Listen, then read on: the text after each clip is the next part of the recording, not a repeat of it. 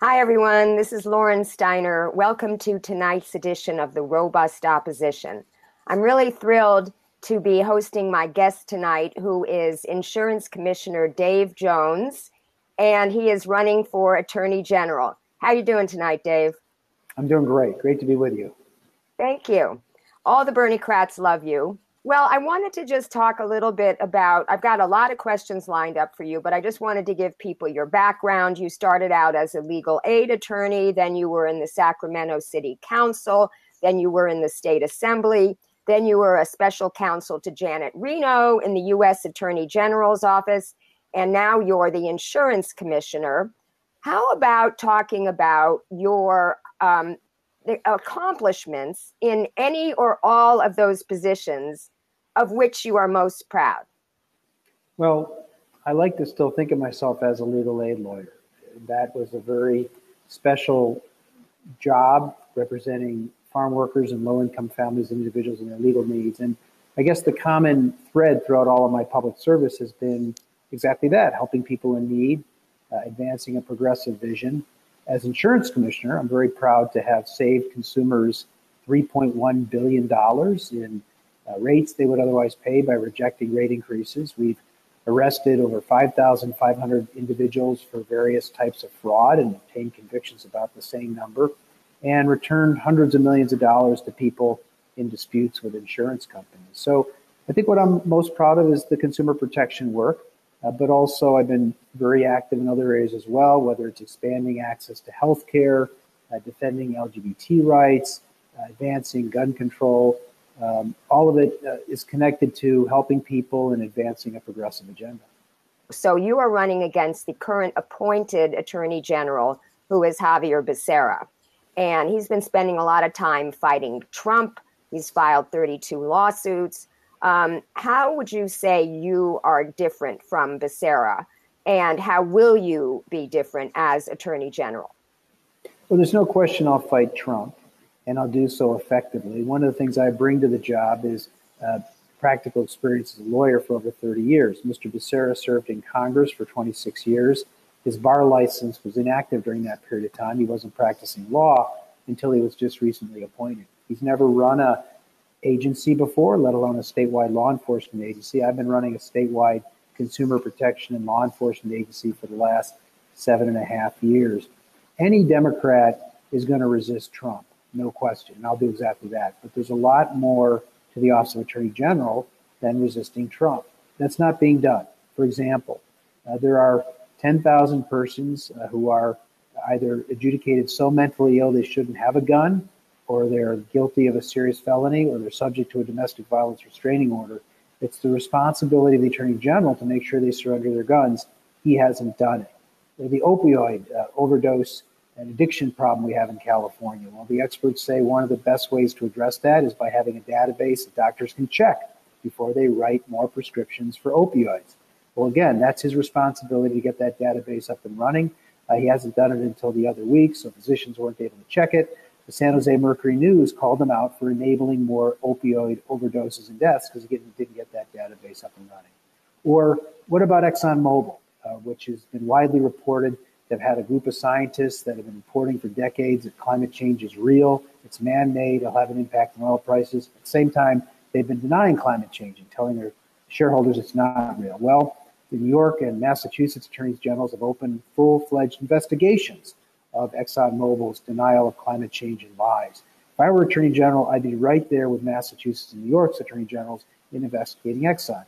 He's not. And I have to ask yourself, why not? Well, take a look at who's supporting him.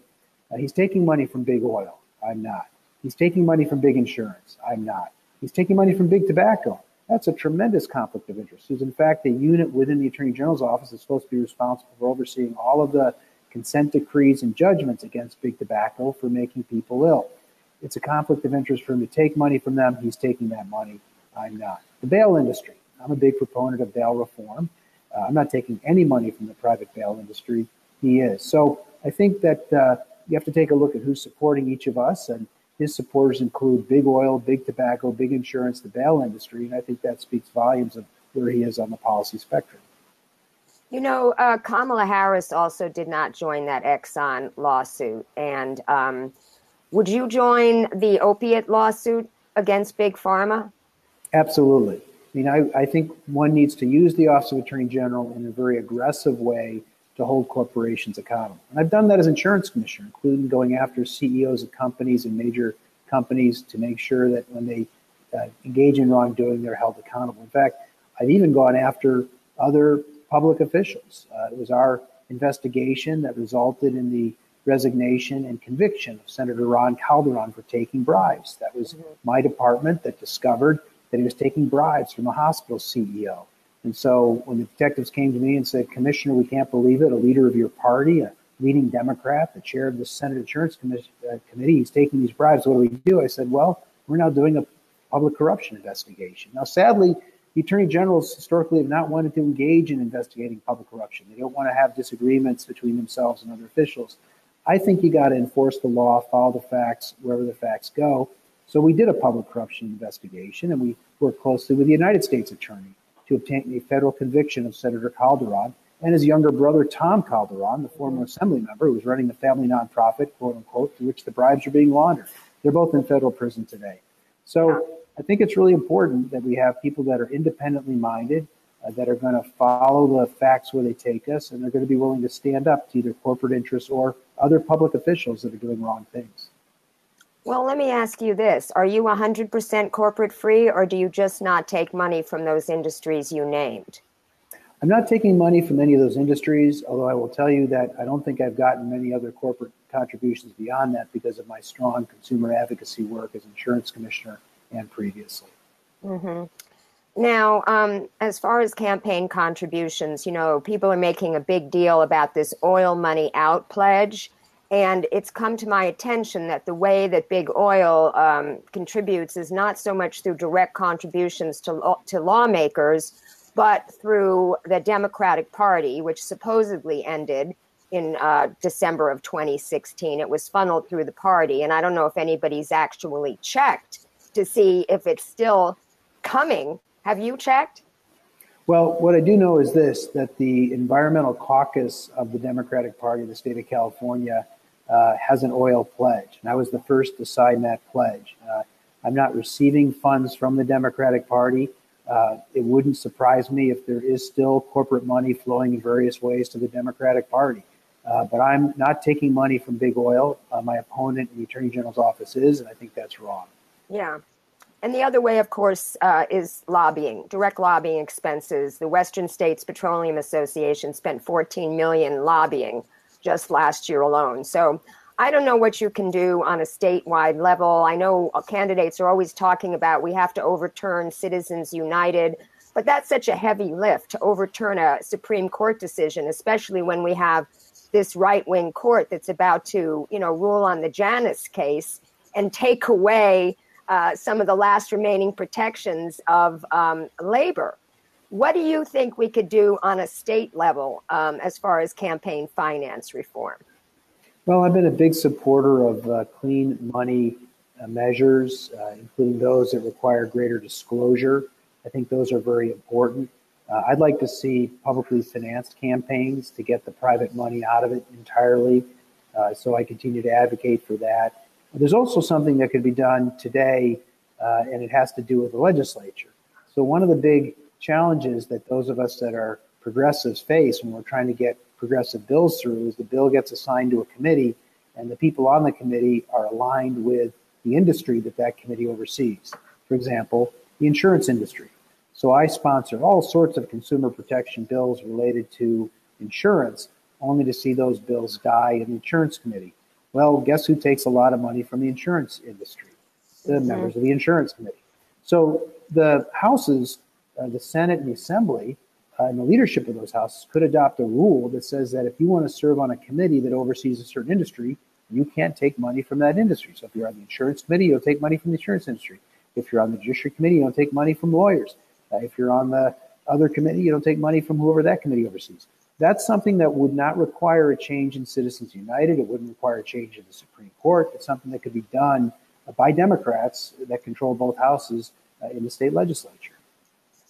Okay, let's talk about the death penalty. I presume you're opposed to it. What do you think of Dianne Feinstein reversing her long-standing support of the death penalty? What does that signify to you? I'm delighted to see it, and I think it demonstrates that there's a growing body of people that are opposing the death penalty. Now, I oppose it because I think we all know the criminal justice system is a human system, and humans make mistakes. And I don't want to see the awful power of the state inadvertently take someone's life who might be wrongly convicted. And we hear these time and time again of people that are on death row and they're exonerated and then released. And so I'm opposed to it. I supported the ballot measure a couple years ago to repeal it. Now, my opponent, Mr. Becerra, he supports the death penalty. When he was going through his confirmation process for Attorney General, he said straight out he supports the death penalty. As a member of Congress, he voted to add the death penalty to over 20 federal crimes. So that's a big distinction between us in this race. But I guess the majority of Californians polled still do support the death penalty. Is that true? That's the polling that I've seen. And so that's why it would be good to elect an attorney general such as myself that will work to try to educate Californians about the tremendously horrible consequences that can occur with the death penalty and the lack of its deterrent effect. Now, let's talk about the criminal justice system. Okay, so you mentioned bail reform, and we know that there was the money bail bill did not pass last season, and it was probably due to the outsized influence of the bail industry. So now they're going to try to talk about putting it on the ballot. Then there's the jail reform. I was just out today covering an event, signature gathering for an initiative in Los Angeles, which I'd like to know if you support. It's called Reform LA Jails because the LA County supervisors want to spend $3.5 billion building new jails. And this initiative, which was written by Patrisse Cullors from Black Lives Matter and Mark Anthony Johnson from Dignity and Power Now, basically says that we should have a study as to how that money could be reallocated to provide services for the mentally ill, the homeless, and substance abusers who make up a huge percentage of our jail population. Would you support that initiative? Yes, I'm running for Attorney General principally because I believe it's critical we have an Attorney General dedicated to criminal justice reform. Now, for me, that means more transparency and accountability for policing. You know, in the entire history of the California Attorney General's office, there's only been 3 civil rights investigations of police organizations for misconduct. 3, 2 that Kamala Harris started and 1 that Jerry Brown started. So I think it's important that the Attorney General be willing to intervene when there is police misconduct and when police organizations are engaged in misconduct. Beyond that, though, I've been a big supporter of prison realignment, amending 3 strikes, Prop 47, Prop 57, all of the important criminal justice reform measures. That's a big distinction between me and Mr. Becerra. We were debating just the other week, and he was asked point blank, do you support these things? He refused to answer. I'm very forthright in my support for these criminal justice reform measures. I also believe, though, and one of the things I want to do as Attorney General, is we need to dramatically expand the availability of mental health treatment, substance abuse treatment, job training, education, jobs, and housing for people that are coming out of the jails and prisons. Otherwise, they're not going to succeed, and they're going to reoffend, and we'll see crime going up. So I want to make a real priority of my Attorney Generalship, working with community-based organizations and others to identify the programs that work, figure out how to take them to scale, go to the philanthropic, private, and public sectors, get them funded, and really make a big push here. So the kind of thing you're describing that advocates are advocating for in Los Angeles is very consistent with what I'd like to do statewide. What do you think can be done about NIMBYs? Right now, as we're doing this show, across the hill in Studio City, the Studio City Neighborhood Council is having a meeting of its Public Safety Committee. And from my experience on Nextdoor last week, arguing with all these NIMBYs, they're going to be out in full force trying to fight a proposed homeless shelter. Because the homeless situation has gotten so bad in Los Angeles. We have 58,000 homeless. We're the homeless capital of the country. And, you know, Garcetti's been sitting on his hands, and they have all this money from Measure H to build new housing, but it's so expensive and there's no place to put it. So that they're going to do these emergency shelters.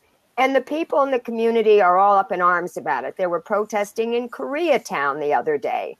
The other thing is when Reagan deinstitutionalized the mental hospitals in the 80s, the whole idea was they were going to have halfway houses in the communities, but the NIMBYs fought that also, which is why the mentally ill make up a huge proportion of people in jails. What do you say we can do, either legally or politically, to fight these NIMBYs? Well, we need leadership. So when I served on the Sacramento City Council and represented the southeast side of town, which were very diverse and poor neighborhoods, I took the lead in getting a homeless shelter built in my council district. Was there a lot of opposition? Yes. Were we successful in allaying the fears of the neighbors? Yes. It took a lot of work, a lot of work, but we got that shelter built, and it's providing services now as we speak. So I think you need leadership. Now, what can the Attorney General do? Well, it turns out there's a body of law that the Attorney General currently is not enforcing that requires all cities and counties to zone enough developable land for homeless shelters and for housing at all levels of affordability. And that law is not being enforced. So the Attorney General can enforce it, and I plan to enforce that very law. It's called the Housing Element Law. And I'll enforce it against cities and counties that are not doing their fair share of zoning and affordable housing. So there's a very concrete and tangible thing that I can do as Attorney General that I have a lot of knowledge about, because I would bring lawsuits when I was a legal aid lawyer into that very law to get affordable housing and homeless shelters built. What did you think of Scott Wiener's SB 827 that just went down to defeat? It would have opposed local zoning laws and turn places within a half a mile of a transit hub into high density zoning so that you could tear down a single family house and build a 4-story building. Damian Goodman from the Crenshaw Subway Association called it a war on South LA. So I think that the senator has a very, very important issue he's trying to address, which is what I just described a moment ago, and that is this huge, huge shortage we have in housing at all levels and homeless shelters. And what's happening is those developments are being blocked or they're being delayed in ways that make it difficult to do them. So there does need to be some change. There's got to be a balance struck between local input and getting the job done. And so I think that as an initial effort, I'm really appreciative of his leadership and his direct way of making that proposal. I think there needed to be some tweaking done with regard to the proposal, but the concept is a good one, which is we've got to make it easier to get this housing built.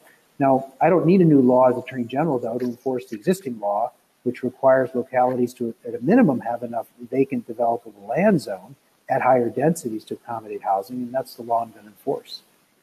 Now, what about repealing Costa Hawkins, repealing the Ellis Act, instituting statewide rent control? These are some of the things that affordable housing activists would like to see happen. Do you support those? I do support repealing Costa Hawkins. I do support the repeal of the Ellis Act. I think local governments should have the wherewithal to decide what housing measures make sense for them, including rent control, and to act accordingly. Now, what about building public housing? I just read an excellent article in this current edition of The Nation, which talks about the history of housing in our country and how in 1970 we didn't even have the word homeless, but we had public housing, we had Section 8 vouchers. It was something that we as a society were committed to do. In the same way that you support single-payer health care, that health care is a right and not a privilege, do you think that housing should be a right and should be maybe in the public realm, since the private incentivizing private developers hasn't really been working? Well, I do think that everyone should be able to find decent, safe, high-quality, affordable housing. I think there's been a wholesale retreat from public housing going back to Reagan and even a little bit before that. And sadly now there is seemingly this consensus in Congress not to fund public housing. That's terrible. I think public housing actually has made a huge difference for people. Now, there were some notorious examples of redlining and building high-rise public housing projects that were not decent, safe places to live, and those became, sadly, sort of the emblem of public housing writ large, and that wasn't fair and that wasn't right.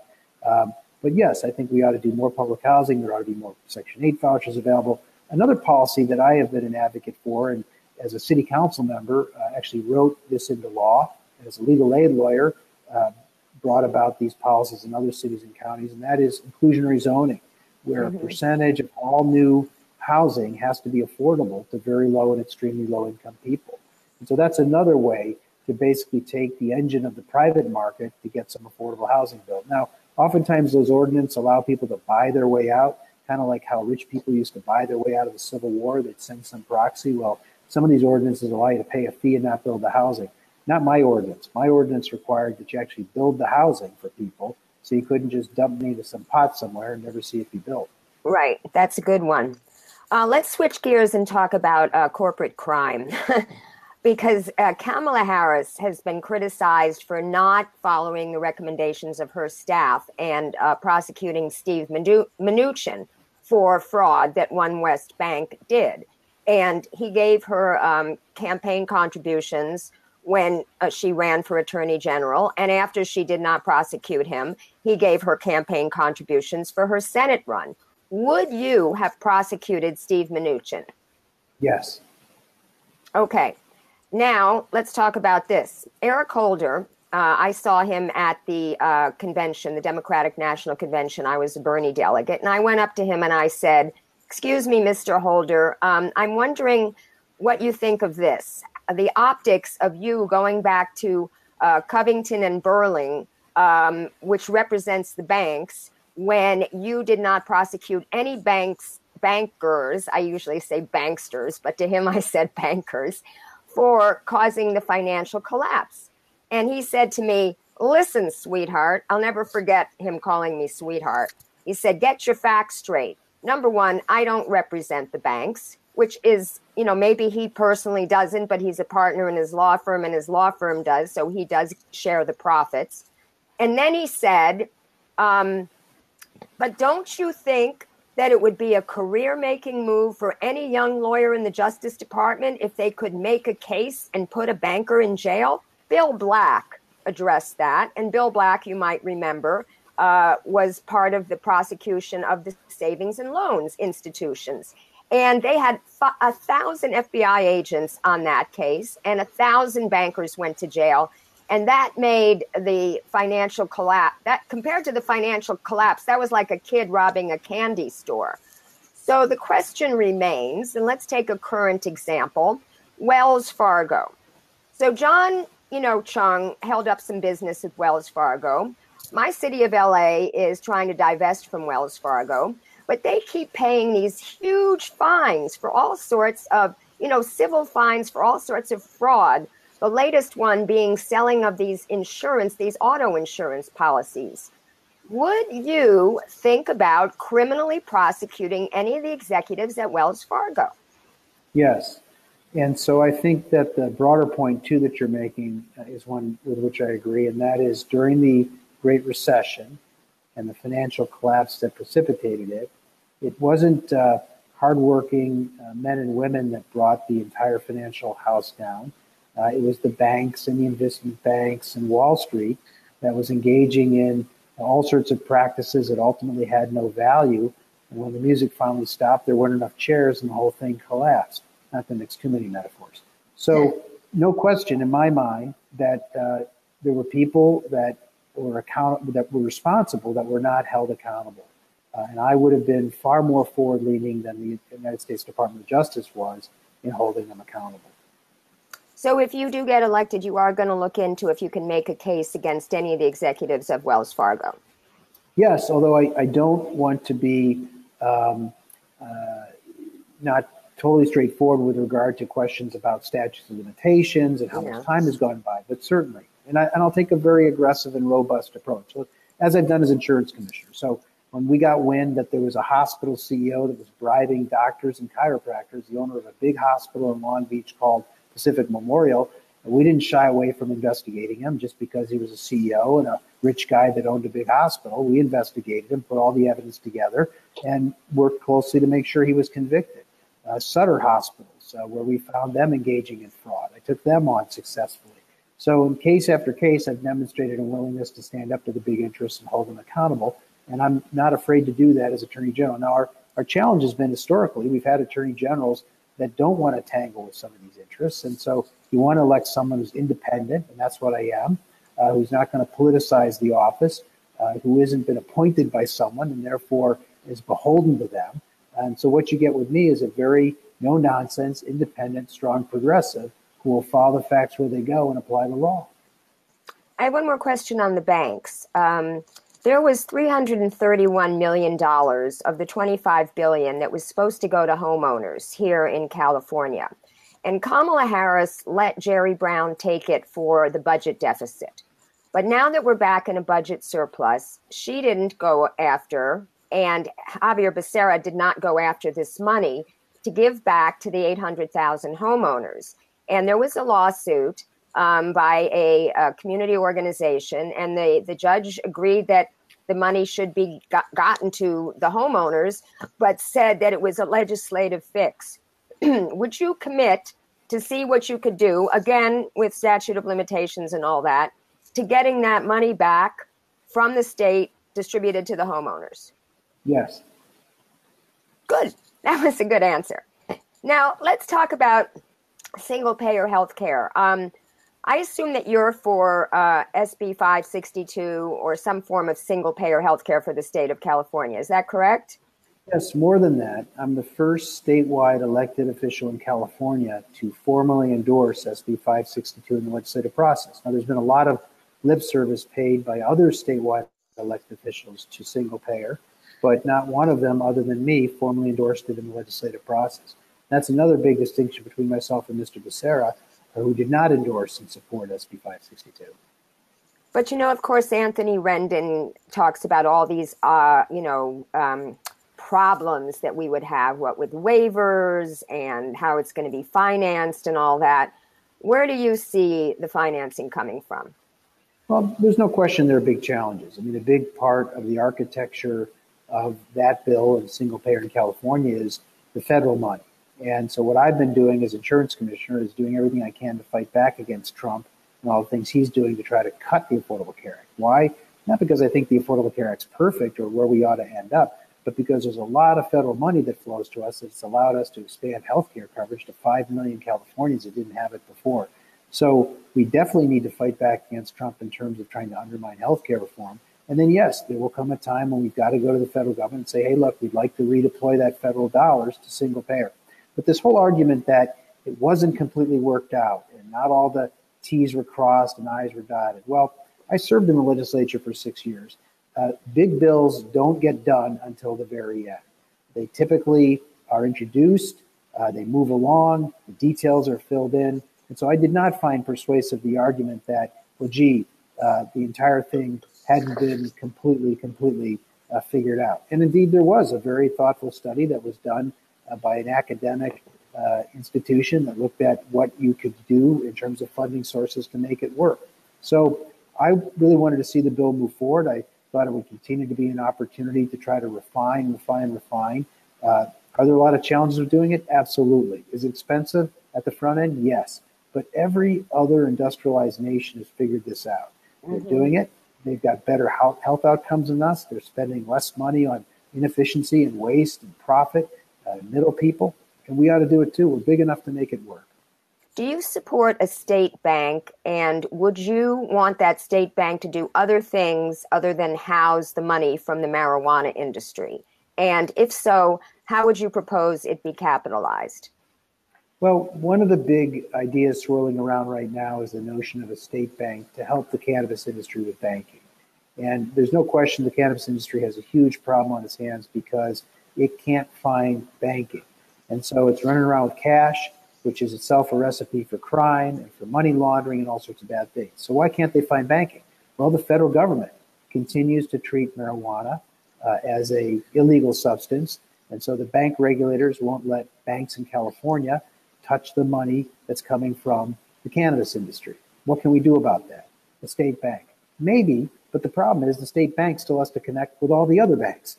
And so the state bank ultimately may not be the solution because the feds are going to say, well, that's great, you got a state bank, but we're still not going to allow you to actually participate in the federal funds transfer system. So you've got a nice bank there, but anybody else that's banking in any other bank isn't going to be able to transfer funds between the state bank and your bank. Now, there's another idea, this by Senator Hertzberg and Fiona Ma, and that is to create a architecture where you're chartering not a state bank, but a private bank to come forward, a state chartered private bank that would be part of a closed system that would be available to those in the cannabis industry and to vendors that sell stuff to the cannabis industry. So they could bank at this state chartered bank, the cannabis industry could bank at the bank, and they could transfer funds as they see fit.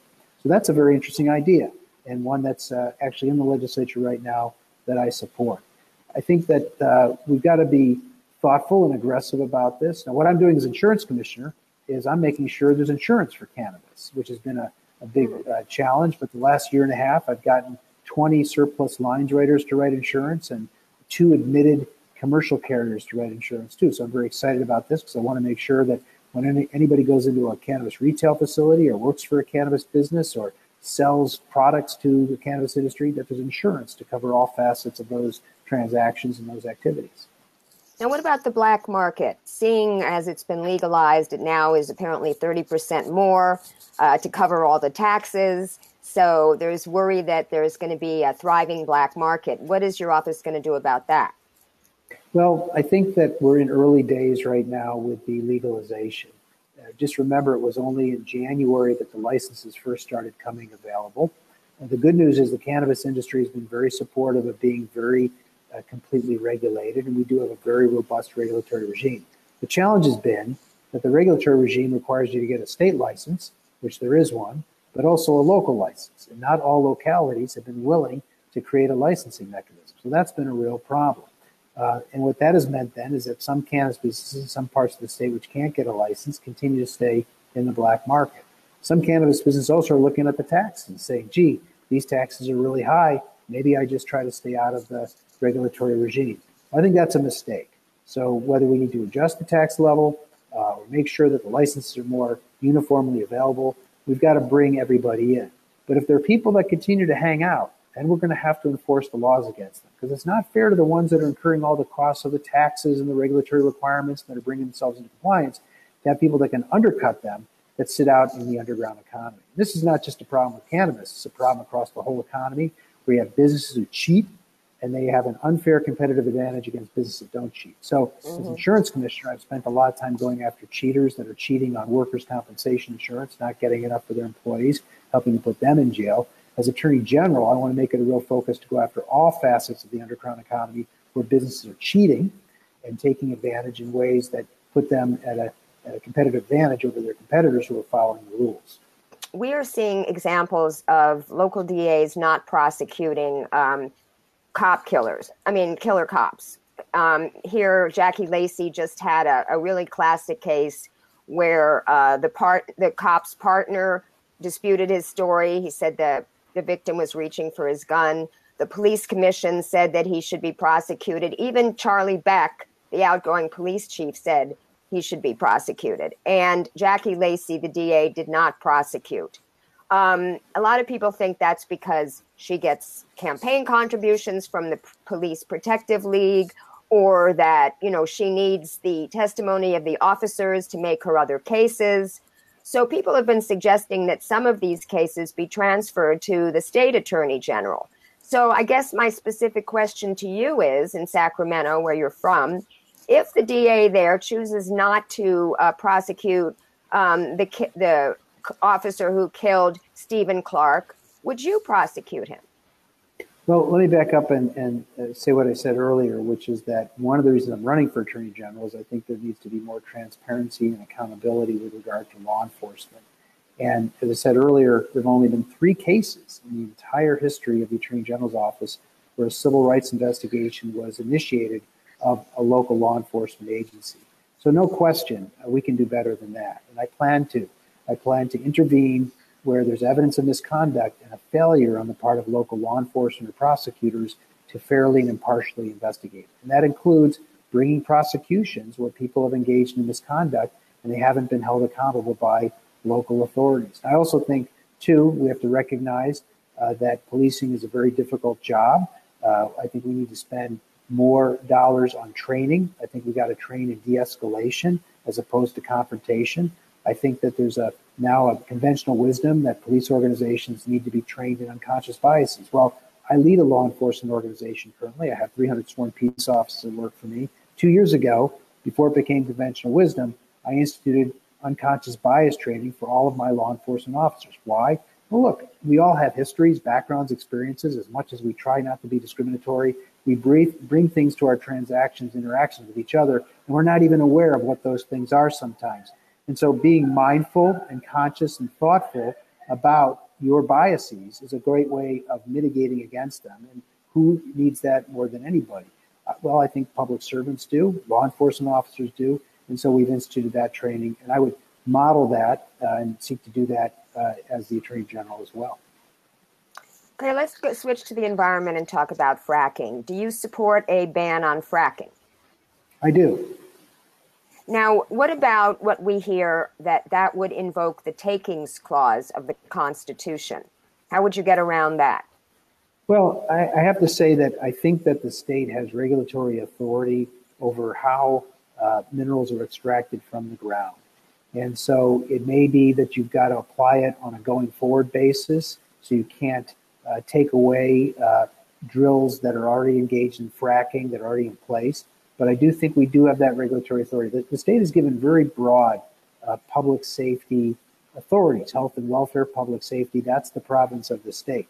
And there's a lot of evidence out there that the byproduct of fracking is not a good thing. It's poisonous. It's harming communities. And so I think the state has a rationale to act and should act. Well, actually, it's all oil drilling. And in California, I've been fighting fracking since 2012. In California, the major form of extraction is not fracking, but cyclic steam injection, acidization, and even routine well maintenance can be harmful to human health. So the new thinking in our movement is to try to go for 2,500-foot setbacks from homes, schools, or businesses, which would eliminate a lot of the activity. But of course, the Western States Petroleum Association is the biggest lobbyist in Sacramento, so it's going to be very difficult to do any of this stuff.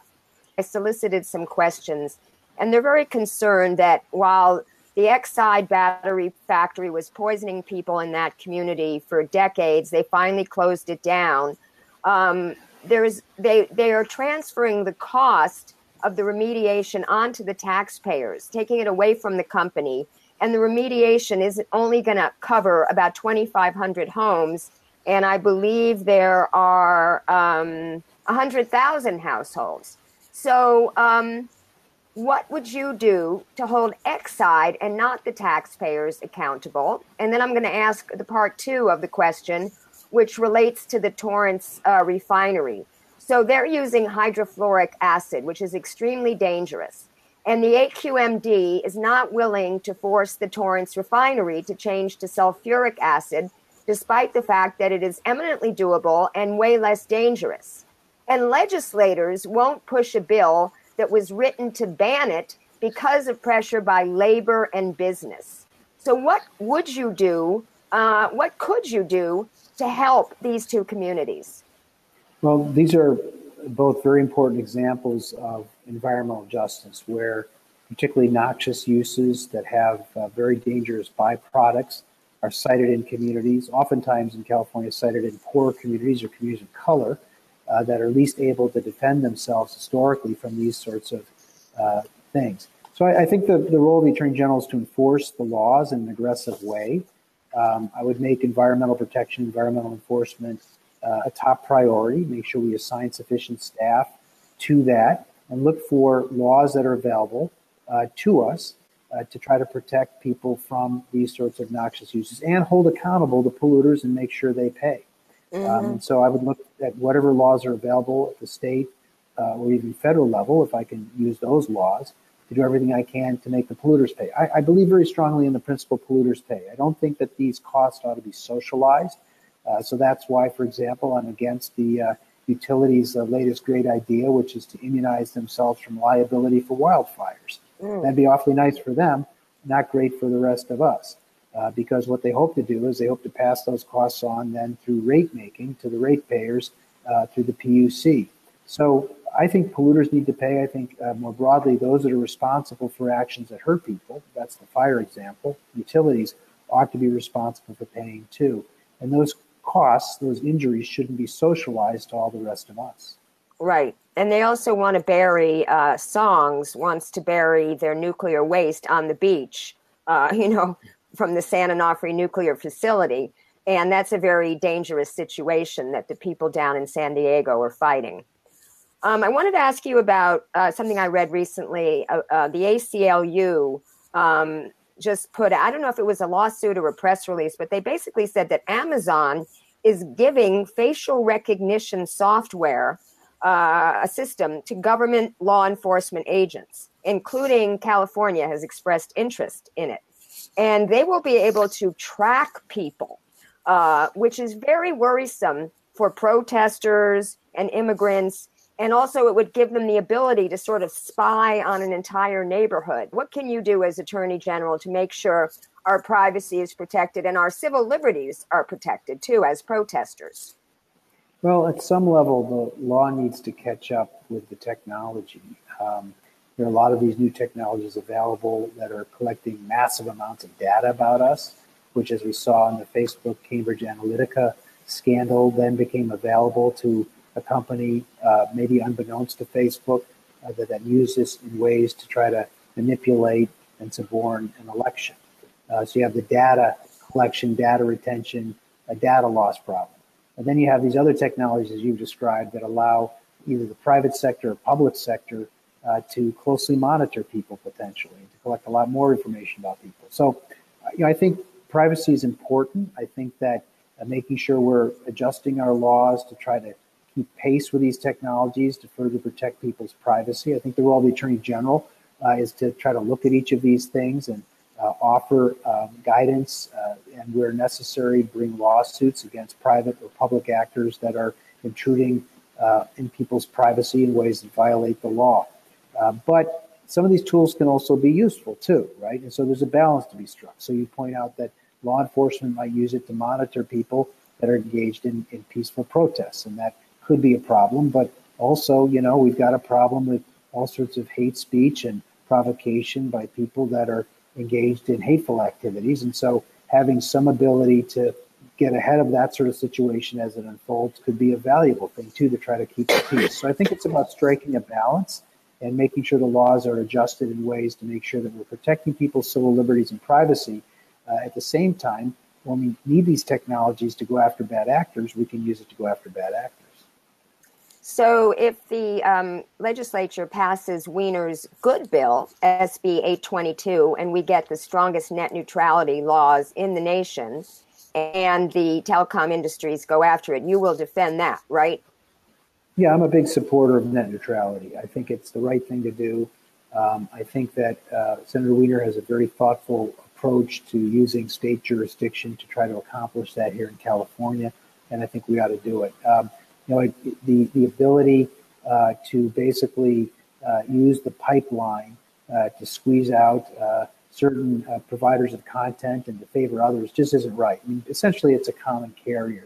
They're essentially like a utility, if you will, and all entities ought to have equal access and not be discriminated against because they're not paying enough or they're not aligned with or not a part of the big monopoly that controls the pipeline. My one experience with Xavier Becerra was protesting him to ask him to come out against TPP Fast Track, which he hadn't pledged to do at the time of our protest, which was in 2013. And we had a very tame protest. I went into his office before we started to invite his district deputy out to, watch the protest and engage with us. She said she'd come out. She never did. And then afterwards, a couple of his constituents wanted to go in there and have a meeting with her and the other staff. And they locked us out of the building because his office is in the building of the Chamber of Commerce. The Chamber of Commerce locked the doors. They would not let even the constituents go in. And I thought the whole thing was very ironic because that year it was the number one priority of the Chamber of Commerce to pass the Trans-Pacific Partnership.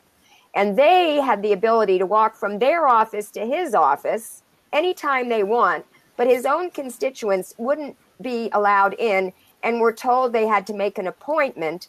And then when we called outside to make the appointment, they wouldn't take the appointment. We had to leave a message. They said they'd call back 3 weeks later.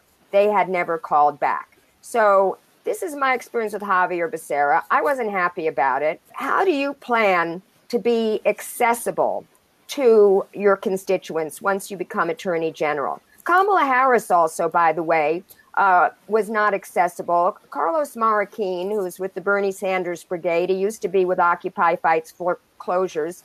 He took some homeowners up to meet with her, and she wouldn't meet with them, even though they came all the way from Los Angeles. So how accessible do you plan to be to your constituents? I plan to be very accessible, and that means taking meeting with people, even if it's an uncomfortable meeting, even if it's a meeting where I know there might be a disagreement or some very strong views expressed. You've got to be willing to do that. You can't duck from having those conversations. And frankly, they help inform you as a leader, as a public official, to hear a wide range of views. I saw Janet Reno do this when I worked for her, when she was the United States Attorney General. She wouldn't just sit down with the prosecutors and the investigators. She sat down with the defense lawyers, the Innocence Project, the ACLU, everybody representing a broad range of views. And I think that's what you need to do as Attorney General, to be a better Attorney General and do a better job of making decisions. So I make myself accessible, not wall off particular views, and listen to the people. How does the race look to you right now? Talk about some of your endorsements. I know that you got the California Democratic Party endorsement down in San Diego pretty easily. How's it looking for you? Well, we are very excited about where we are in the race. It is top two, so we're confident we'll be in the top two. We're neck and neck with Mr. Becerra. We did get 56% of the delegate vote at the California Democratic Party convention. That was a couple percentage points shy of the actual endorsement.